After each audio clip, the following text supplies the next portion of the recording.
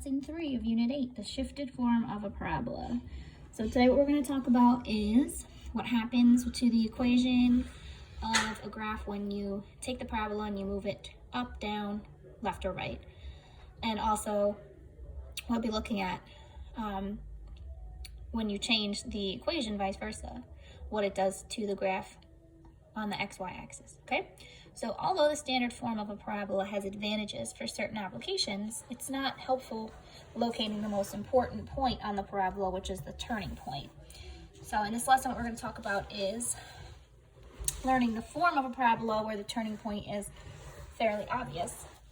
Sorry, I had to adjust myself. First, though, we're going to review quickly simple parabolas. So without the calculator, we're going to sketch each of these. So for this one, we're looking at a positive a value. So that means it's going to be smiley face, positive, right? So it'll look like this, something like this. Okay, and that turning point is going to be right in the center, so that'll be 0, 0, right? And this one is negative, so it'll be frowny face. So it'll look something like that. It'll probably be a little bit skinnier than that one. And even though it's facing the other way, the turning point would still be 0, 0. If we have a parabola in this form with no other b or c values, it's always going to have its turning point at the origin, okay? So now I want to see what kind of patterns we can develop when the graph is being shifted. So if we're starting off with this basic quadratic function, f is equal to x squared, and the more complex quadratic function, x minus 2 squared minus 4, this is the graph of x squared. We're going to use our calculator to generate this graph and take a look at what happens. So go ahead and go into your y equals. And you're going to enter this in following the exact same format. So using parentheses, it's going to be x minus 2, close your parentheses, square that. You can just square it and it'll work for your parentheses as well. And then minus 4. Okay, so let's take a look at what this graph looks like.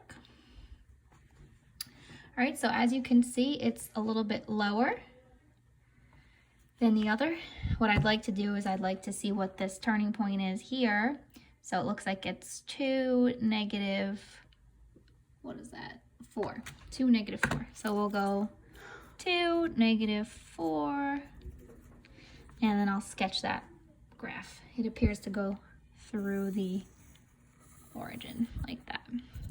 So how would we need to shift the graph, original graph, in order to get here? Well, first we would have to take it and move it down, and then we would have to move it over to the right, correct? So we would need to move down, and we would have to move down 1, 2, 3, 4 units, and we would have to move to the right 1, 2 units.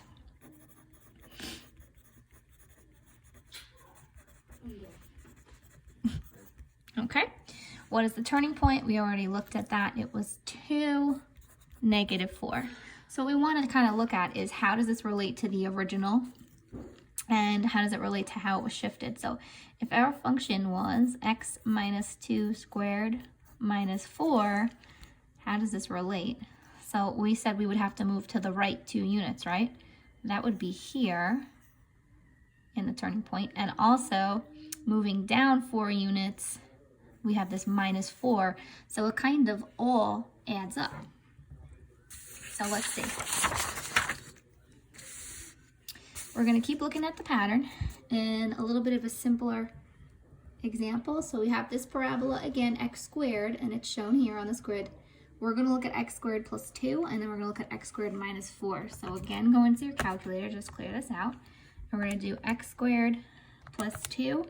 And in the same graph, I'm going to go down to y2 and do x squared minus 4.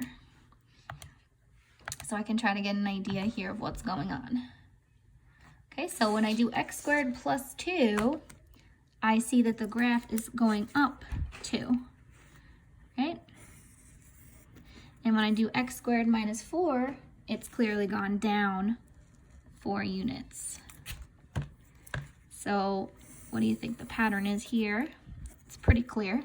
When you add or subtract a number to or from the x squared value, it moves your graph up or down. Okay, so the effect of adding a constant overall moves the graph up or down.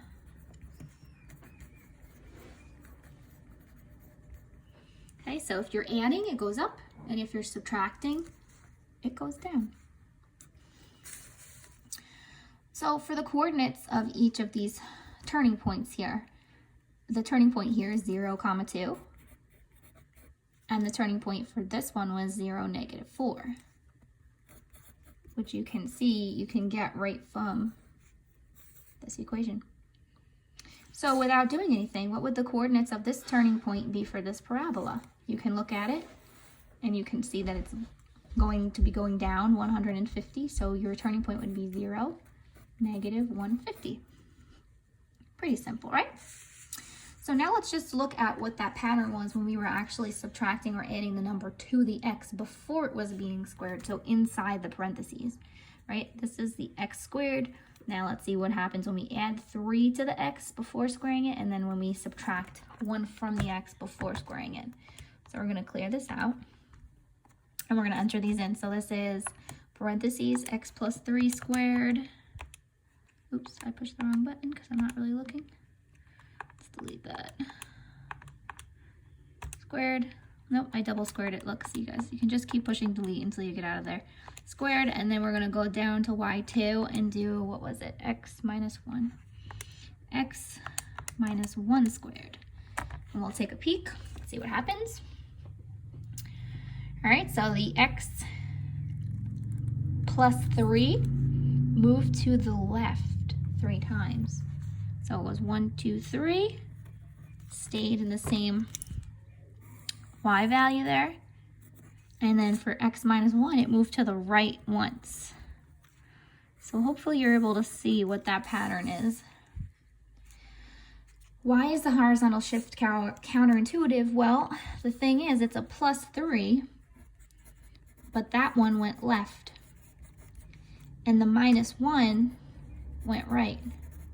That's counterintuitive because we expect the positive to go to the right and the negative to go to the left, but it did the exact opposite of that. Okay, so that's the pattern now. Going up or down, it follows what you would expect. So if you add 2, it goes up. If you subtract 4, it goes down. But if it's inside the parentheses, it does the opposite. So if you're adding, you're going to the left. And if you're subtracting, you're going to the right. Okay, so we're going to just talk about the coordinates really quick of the turning point again. So for the first one where we added 3, this is going to be 0, -3 as our turning point. Sorry, -3, 0. And here it's going to be 1, 0.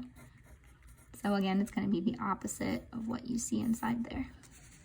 Okay, so without doing any work with the graphs, we're just going to determine what the turning points are going to be here. So hopefully you're noticing that to get the turning point from your equation without doing work, if it's been added as a constant, that's going to be the y value of your turning point. If it's added to the inside, to the x, it's the opposite of the x value. Okay? Sounds a little bit confusing, but I promise it's not bad. So basically what happens is this number here, the opposite of this is going to be the x coordinate of your turning point. So if this is -8, it's going to be +8. And then this is going to be the same, +5. Okay?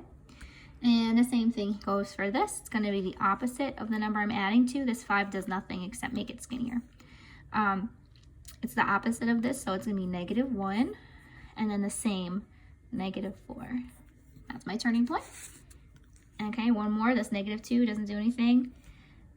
-3, we're going to do the opposite of that, so that's +3. And we're going to keep that -10. Okay, so that's how you can find the turning point, and that's what it does. So just to sum up really quick, when you add a constant at the end of an x squared, it moves your graph up or down. If it's positive, it goes up. If it's negative, it goes down. That's going to be the y value of your turning point.